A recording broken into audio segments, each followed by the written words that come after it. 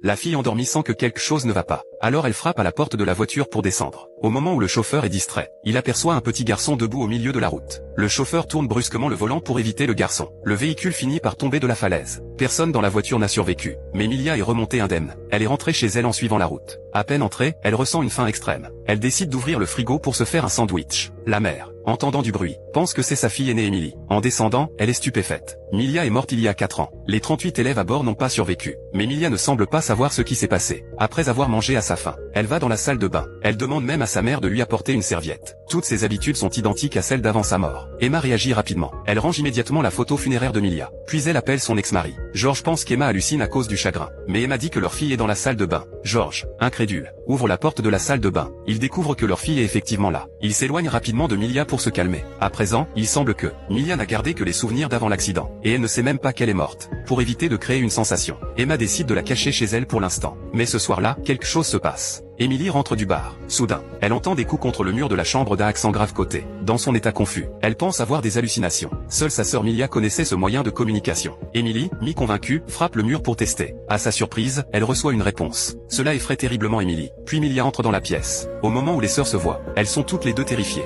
Emily n'arrive pas à croire que sa sœur est revenue à la vie. Milia ne veut pas croire non plus que sa sœur soit devenue adulte en une heure.